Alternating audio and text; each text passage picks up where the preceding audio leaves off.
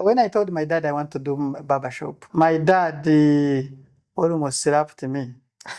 I am teaching you to be a professional, a doctor, a lawyer, you want to cut hair. Stupid boy.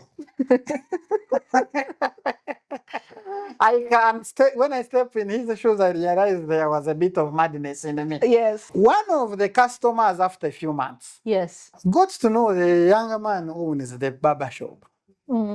She looked at this man. What does he have that I don't have?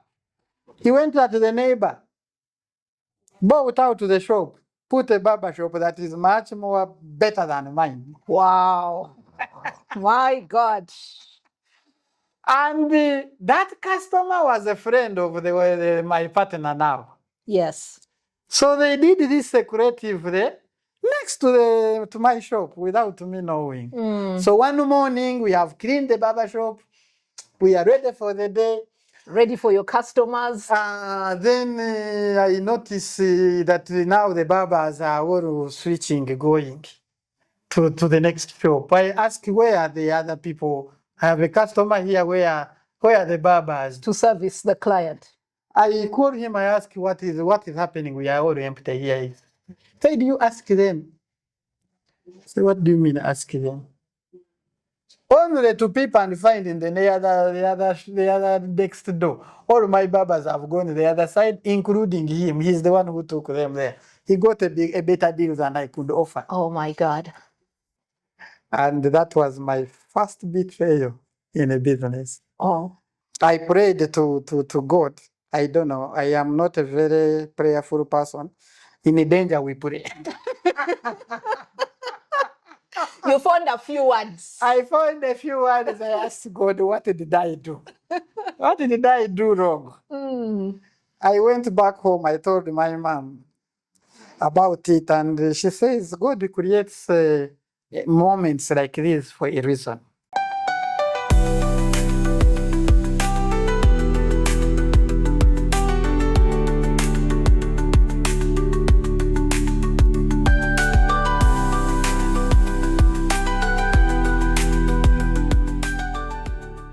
You can fall by mistake, but you cannot build a thriving and sustainable business by mistake. Welcome to yet another episode of The Lamp, the Lydia Amuge podcast, where we bring you stories and strategies that will light your business pathway. In today's episode, we have yet another amazing entrepreneur. He's not just big on strategy and action, but he also puts the same strategy and action into his very own businesses. He's not only built a number of businesses in different industries, but also been able to mentor over 6,000 young people to start and grow their businesses. Isn't that someone worth listening to? Friends, join me to welcome our amazing guest, Bless Agume, the CEO of Ndugu Coffee. Bless, you are warmly welcome to our podcast today. Thank you for coming. Thank you, Lydia. Happy to be here. Glad to have you today. So a man full of wisdom, a man full of action, a man full of great stories. We're happy to learn from you today. Thank you. Don't take it too much. Full of wisdom. Yes, full of wisdom, because I have also been able to encounter his wisdom. I'm glad to have met him as one of my mentors when I started my business journey. And he gave me a piece of advice that pushed me on to this day forward. He told me something amazing. Lydia, love your business, but don't fall so in love with it that you cannot be objective. And that piece of advice made me rethink my business and do it in a different way. That's the kind of man we have here today. But anyway, enough of me. Let's dive into Bless's story. So Bless, please tell the viewers who you are, because I personally know you, but they need to know you too. Who is Bless Agume? Well, Bless Agume is Mochiga, Uganda, and of course, therefore, I'm an entrepreneur. I like to position myself as a social entrepreneur because I often do businesses that have an impact side. Yes. And I try to scale them to be more inclusive. Yes. So that's why I call myself a social entrepreneur. But on the other side of it, I am a serial entrepreneur. I never do one business and get satisfied. I quite do a number of them, focusing in different business models. So I'm a social entrepreneur, a serial entrepreneur. But beyond that, at a personal level, I'm a family man, and I like doing things that kind of push the family boundaries beyond generations. Wow. So that's a bit about me. I studied entrepreneurship, but a lot of my experience comes from actually doing those businesses. Okay. Yeah. So since you are a serial entrepreneur, can you take us back to the start? What was the very first business you started and what inspired that business? Interestingly, during one of my vacations, in senior for vacation, yes, I fell in love with a certain girl. And the girl I needed to impress. Yes. And how could I impress when I'm still being taken care of by my parents? Mm-hmm. And so the whole love thing, I don't know if I'm speaking to someone there, pushed my head to think, how can I work to impress this lady? And my brain, that's when they got open to business. So love is a good thing. It can actually steer you in a good direction. Very much. And the first interaction came with me thinking, okay, if my parents are coffee farmers, maybe that's the first business I should do. Okay. Little did I know that the coffee will take 3 years to give me the first income. Mm. And which girl will wait for 3 years to be impressed? Not a Ugandan girl. So I lost that battle. Oh. And I also lost the coffee there because I went and worked hard on that coffee garden. Okay. My father gave me all of a sudden they realized now I want to go to the garden, which I never liked anyway. Yes. So, but the love in me was saying I must do it. Yes, the love had hidden agendas. So I established the plantation. And when the girl I was not successful with the girl anyway, but the coffee stayed there. Now, come to my first real business is the harvest of that season. Okay. Later came to be fruitful, I think after some few years, and I started a barber shop. Okay. So you took the proceeds from the coffee to start a barber shop. Yes. Okay. So coffee, not done as a business, but the real first business that I feel like exposed me to professional ways of doing business. Yes. Was the barber shop. Yes. And that is in Masaka. Okay. And I started with some of those proceeds, started in a very minor way, a very simple way, and we have since grown those barbershops to a number of chains. Wow. In Masaka, in Jinja, in Mbade, in Kabade. Yes. Okay. So you said that you moved from doing business the ordinary way to the professional way. Yes. Now someone may ask themselves, what is the ordinary way and what is the professional way? Yes. Some people do things and they say they call them businesses and they are not businesses. What are they? If you are just doing something for the sake of survival, yes, and you are not keeping any books, you don't have any counsel knocking on your door, the business is you are the business. If you don't wake up, it does not work. Yes. You are still joking, so you're not doing a business. Yes. You have a source of income. Yes. But it is not structured into what we call a business. Okay. So moving from a joker to now doing a business with a vision, so many years, so many employees, having a business model. Yes.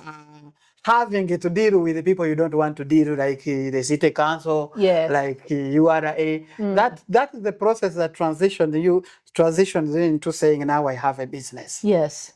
Because then you have something you can even hand over to investors. That is true. Or something you can hand over to your children to grow. Wow. Before then, you are still gambling. You are doing something. You're a joker. So you talked about having different branches in Masaka, in Ginger. How did you move from one barber shop to now a chain of barber shops? Before maybe I come to that, just the concept of it came from something that I don't call a business, that I did even before the barber shops. So what was that? I saw a lady who was standing. Back then we had these telephone booths that are public for coins. Yes. I don't know what they call them now. They were public telephone booths. That's what we can say. So you would find a lady who has bought a card, an MTN card, whose airtime represented about 25,000, but she would buy it 20,000. Yes. And she would stand on that booth at the street of Masaka, and everyone who wants to use a coin, she says, use my card. Yes. At the end of the day, she would save 5,000 because she bought it 20,000, and the airtime on it is worth 25. Yes. And that one struck me. How does she feed this baby? She had a baby at the back and she had another younger man. And she's making only 5,000. How do you make money? How do you survive? So I asked her and she told me, and I was like, okay, fascinating. Weeks later, I found that she's no longer standing there. I asked her what happened. I found her at a petrol station somewhere. She says, my child fell sick and my entire capital got banned by medicating the child. What was your capital? 20,000. I said, oh, okay. If I gave it to you, can we share the 5,000 extra? You give me 2,000, I give you 3,000. And she said, yes. Oh, you would have saved me. You would have changed my life. I was here, not here. I'm now begging. And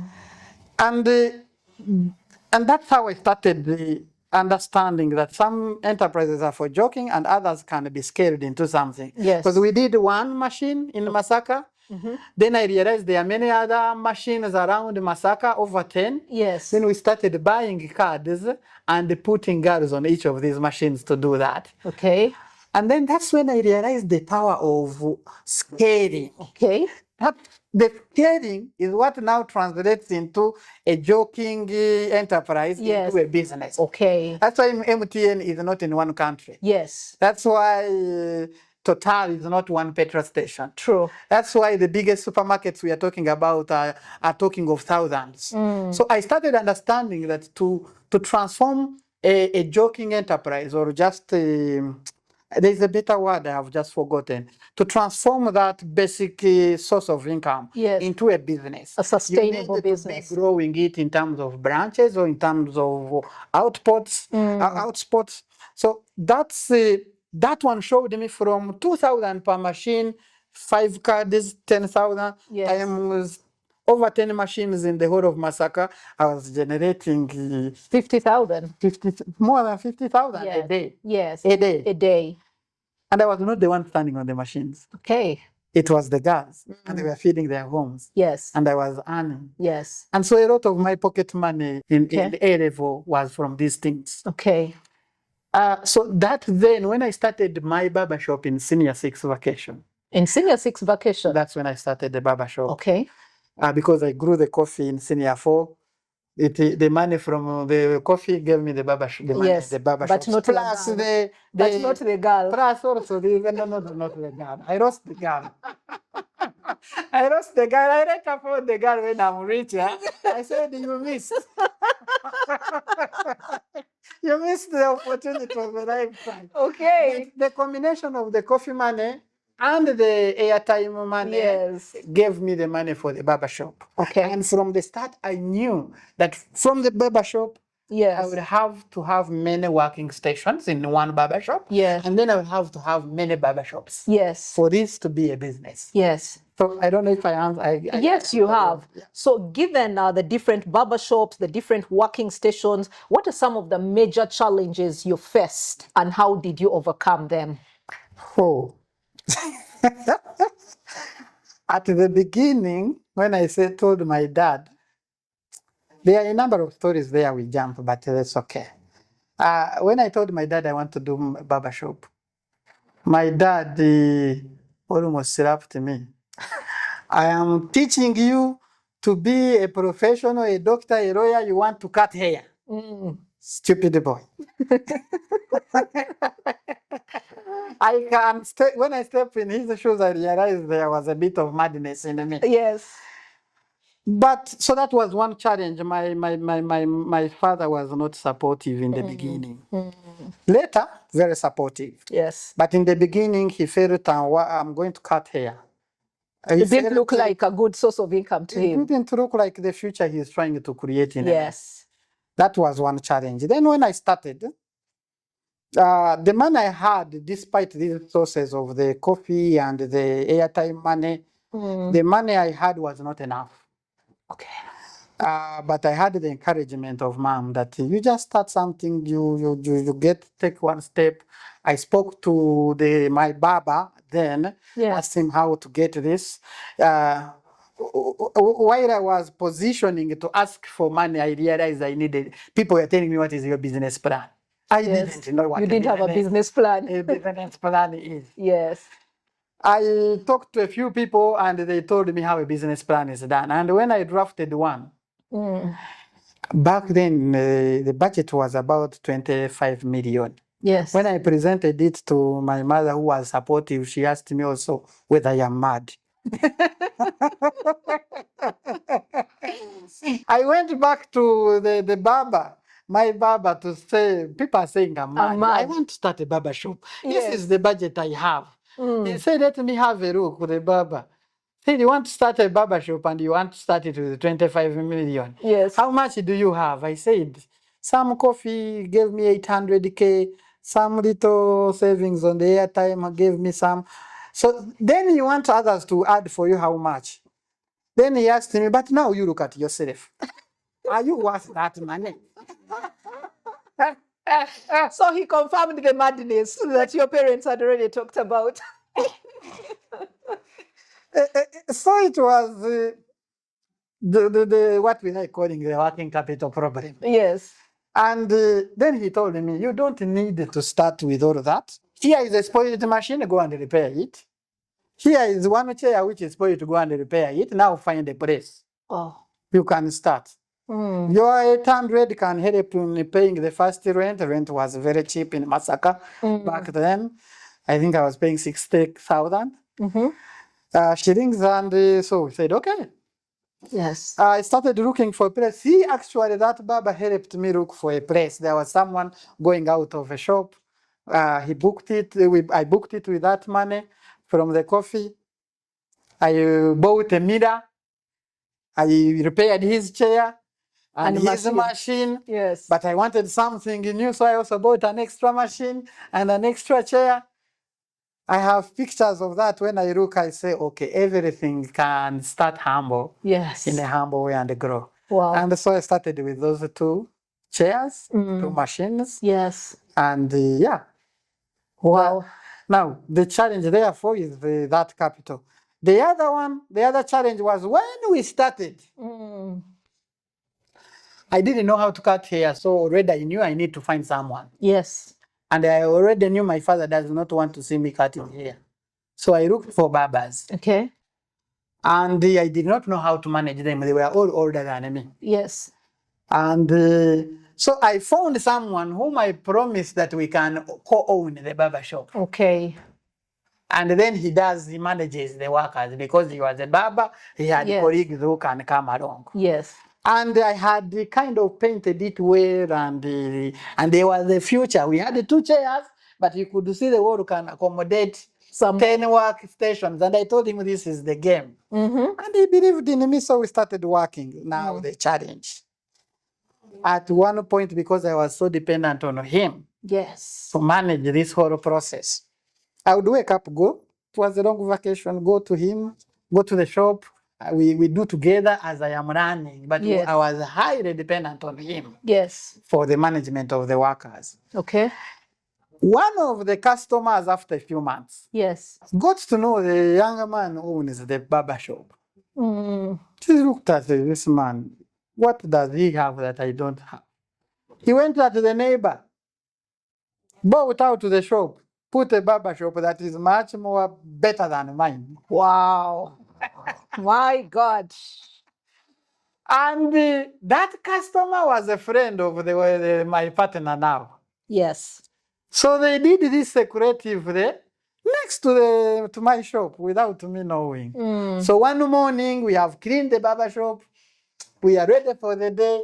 Ready for your customers. Then I notice that now the barbers are all switching, going to the next shop. I ask, where are the other people? I have a customer here. Where are the barbers? To service the client. I call him. I ask, what is happening? We are all empty here. Say, do you ask them? So what do you mean ask them? Only to peep and find in the other next door. All my barbers have gone to the other side, including him. He's the one who took them there. He got a better deal than I could offer. Oh my God. Oh. Did you feel like giving up at that point? I closed the shop. I entered the shop alone. I cried. And that was my first betrayal in a business. Oh. I cried. I remember the moment. It was a very sad one.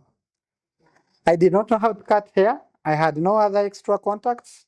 I was now beginning to see that money can flow daily, not making profit daily, but it can flow. Yes. That alone gave me a lot of drive. Now everything To zero. to zero.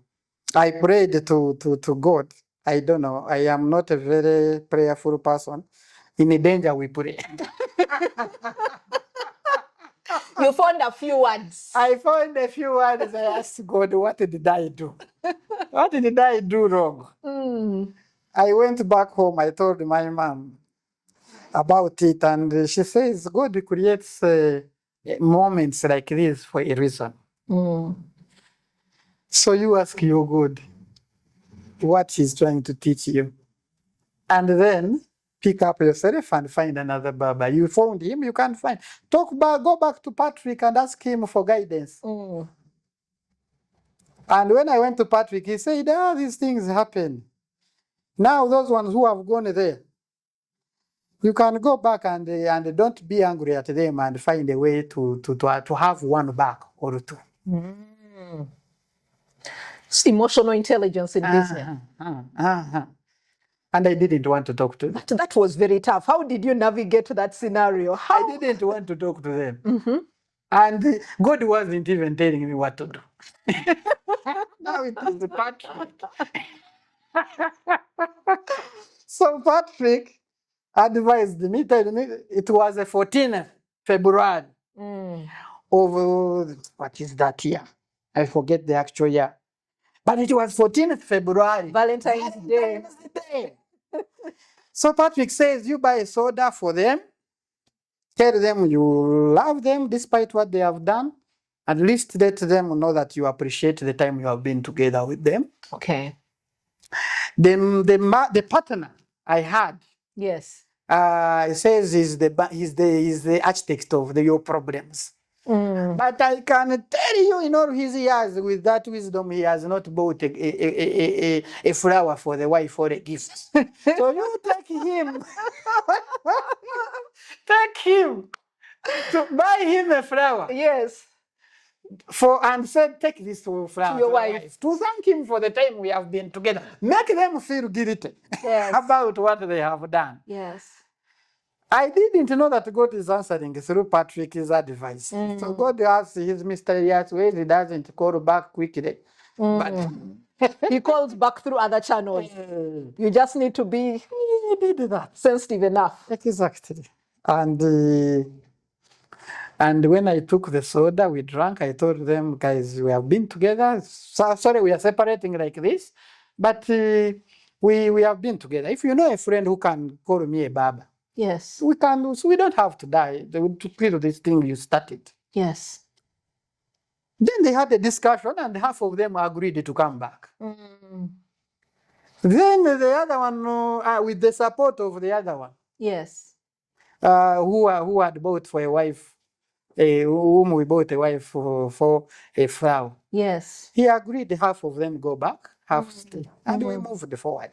Yes. Yes. That's a really fundamental lesson in your business journey. What advice would you give to entrepreneurs as far as managing their emotions and partnerships is concerned? Because there was a very tight balance there between saving the relationship and dumping it forever. I am not an expert on emotions. But you are able to balance your emotions well. I'm Chica, we are created a bit emotionless. But I learned from that experience Yes. that when tragedy hits in a business, Yes. don't react immediately. Okay. Don't react immediately. 1. 2, don't react by your emotions or by your thinking. Yes. Ask guidance. From someone who has been in the business, you might find that is not the worst that is going to happen. Indeed, Patrick told me, those are small matters. They happen all the time. Even the ones you are going to get will run away. Yes. So you realize then, with his wisdom, I realize this is it's just happening that it's the first time for me, Yes. but I'm going to face it over the years. Yes. So I should prepare myself better on how to deal with it. I also think that a moment to think quietly with your God, to just think and say, what do I do? Yes. And okay, for us, we say we are asking God. Maybe it is you asking yourself, what do I do? Yes. Or God is going to come in whichever form, Holy Spirit, to tell you now, try this. Yes. So don't react immediately. Ask others, especially those in the same business, how they dealt with it, and take a moment to be quiet and be strategic. Yes. There is always wisdom in the silence. There is wisdom. Wow. So, Bless, I know that, yes, those were challenges that were brought in by external parties, but there are also probably certain mistakes that you made. Are there certain mistakes that you made that cost you, but ultimately ended up being your turning point? In the barbershop business, that was the first time, as I said earlier, to transition joking into a real business. Yes. And the mistakes I made, I attended a workshop by Enterprise Uganda, Ochichi. Yes. And that workshop already confirmed what I had learned, that to come from joking, you must scare. Yes. So I knew I had to scare beyond that one barbershop. Yes. So, but and part of scaling is to learn how to delegate. Yes.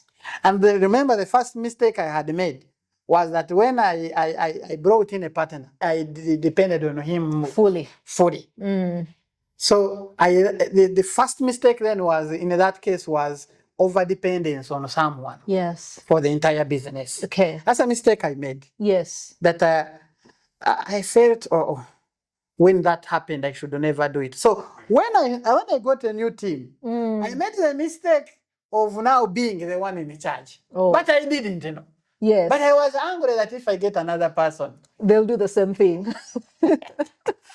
and later on, I realized that what I called a mistake was not a mistake. But it taught me that, okay, even if other people make mistakes, I don't change my strategy. So later, since then, I agree to I plan a strategy. Yes. And whether it doesn't come out, it doesn't mean I have to always change it just because. Yes. And it has taught me over the years up to now that one person making a mistake does not represent that your strategy is wrong. Yes. And also it has taught me I should never, I had bad experiences by being the one running the thing, which I didn't know. Yes. I later learned that it is a mistake for me to run the business around myself.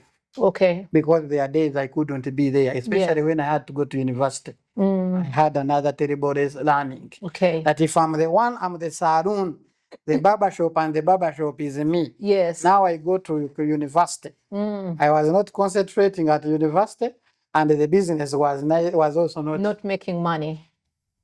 Then I learned that, okay, if you choose to scale, learn to delegate, regardless of the mistakes that people you have delegated to make. How can one confidently delegate? I actually had a client who's saying, I love my business, but I told her delegate. She's like, Lydia, I can't delegate. How can one confidently delegate and go and sleep and know that, okay, someone else is handling my business?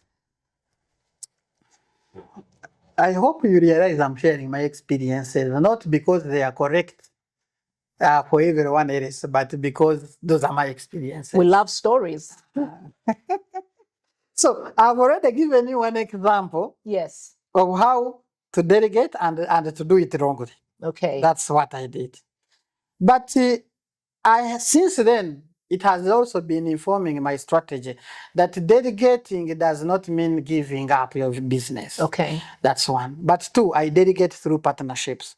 You can delegate through employment. Okay. You say, I've given you a job, you are the manager, I've left you. Do your thing. Yes.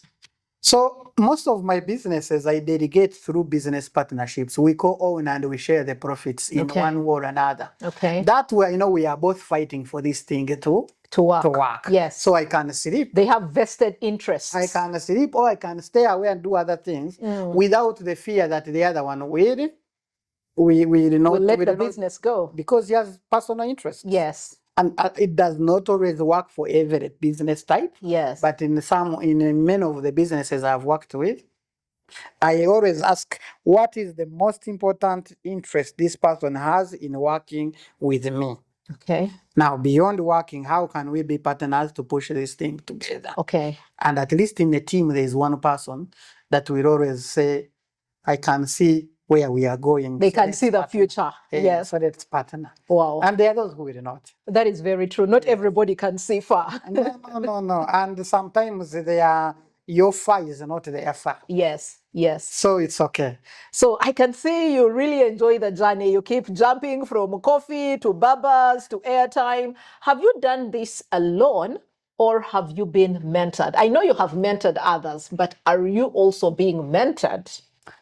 Since the Patrick scenario where he advised me and I successfully started the barbershop, okay, I realized that I cannot do any business without any mentor. Okay. Own that business. Okay. So for me, it is always deliberate that I am looking for people who have done the business to guide me. Yes. Before I start and during the process of starting and management and growth. Yes. The interesting thing is that I have come for some of the businesses like the barbershops. I came to even outperform my mentors. Oh. But I go back to them. You outperform your mentors, but you go back to them. Yes. Patrick's barbershop, I think, is now not there. But it had survived for so many years. But I did many more barbershops than Patrick. Patrick stayed in his one shop. But he had the science and the experience of managing a barbershop. Okay. I never brought him as a partner. Yes. At some point I wanted to, but he was comfortable in his own space. Yes. But he kept giving me guidance on how to manage the dynamics of barbershops. My barbershops are small barbershops, not the other big yes, high-class barbershops. I target middle-class men. Okay. And in the towns that I target, if you overdo a big barbershop, you have a small rich class that cannot sustain the business, make it profitable. So I target that mass group that can afford the. So Patrick had the art of knowing what to do. Okay. And he was my mentor in barbershops. Okay. I later became a business consultant. Okay. There is a whole story around that. Yes. Where we find each other. Yes. Yes. And also there were mentors who taught me, okay, you know you can go and talk and people pay you. Yes. And you just share your experience like I'm sharing. Yes. And the people pay you. Yes. And I was doing it without realizing until a mentor told me, you can. You're leaving a lot of money on that table. You're leaving so much on the table, you can make this a business. And they mentored me through it. And I started earning for a number of years. Yes. Through talking about my experiences. Okay. There was the mentor. Okay. And by the time I switched into now, let me do coffee. Yes. Coffee trade. I have mentors who are largely my clients. Okay. So there is no better moment than your mentor telling you what to do so that he can buy your coffee. Wow.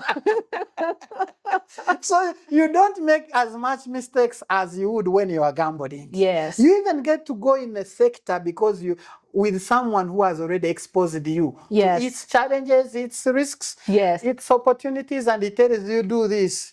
You say, but others are doing it. He says, you do that. Yes. If it still fails, I will buy. Okay. There is guarantorship. There is safety in a mentorship. Yes. And I wish every businessman can just learn that they need a mentor. So what should every businessman look out for in the mentor? For me, it's experience in the sector that I'm trying to target. But it's also, I have now grown to a level of appreciating mentors to the extent that I admire them. Okay. A mentor you don't admire, also when he's advising you, you are doubting his advice. Yes. You can't drink from a cup that you don't appreciate. Yes. So do they have the experience? And do I admire them? What do I admire about them? What do I admire about them? With their guidance, if I were to go to where they are, is it the far I want to go? Okay. Maybe it is the farther, but if I achieved where they are, could I feel this relationship has helped me? Yes. And the beauty with Uganda is that mentorship can be free. Mm-hmm. You can simply have coffee with someone, say, I really appreciate where you are. Yes. I think what you are doing is great. I want to have a coffee with you just to share with you, just to know how far you have come. Yes. From like what we are doing here. Yes. And the Ugandans love this. Yes. They are not going to charge you for the hours. It is harder to have a business meeting than a mentorship meeting. Mm.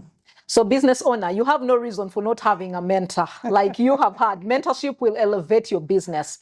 So Bless, as we draw to the end of this conversation, you know, you have so many amazing stories, but which we shall have in our next episode. What is one personal philosophy or mindset that has kept you going throughout your business journey?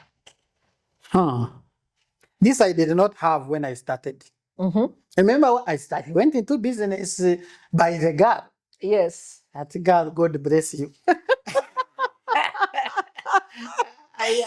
May God bless her indeed. If this podcast could get to her, I think she would watch it and smile a lot. I did not go in business because I had a philosophy or because I had a vision or because I was a bright person. No. I went into business by that accident.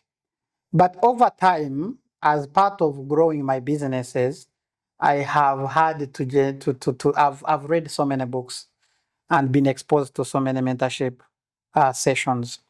And at the end of everything, I came to an understanding with myself that the reason I do business is so that it can free me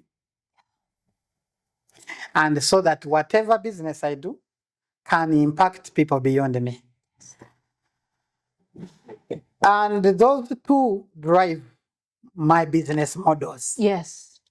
So, for instance, the freedom I try to achieve in my business is that a business where I cannot delegate, I cannot have people doing things without depending on me, I don't do. A business that I can't scale to a level where others can come in and play a role. Yes. And continue. Yes. I don't do. Yes. Why? Because freedom for me, the freedom to be able to say, I am here, I have barbershops, whatever, but I'm not the one seated in it. It is not enslaving me. No, I don't want it. So if it can go by itself, if I can model it to run by itself without me being there, yes, I like that. And that is inspired by one of my mentors. It's called Paul. He hosted me after university for 3 months in his family in Kampala. I am from Masaka, so when you have a relative in Kampala, you back then you go and stay there until you find what you can do. Yes. So this mentor, Paul, my cousin, he would wake up and play with his children. And he all just sits around his home and enjoys it. Or he's just a free man. While everyone is waking up to go, to rush to work, to rush to work, to rush to work. Yes. I said, how does this man make money? Playing a table with his children here. On a Monday morning. On a Monday, Tuesday. Especially those holidays. Then he would say, let's come, we go. We go and do some work.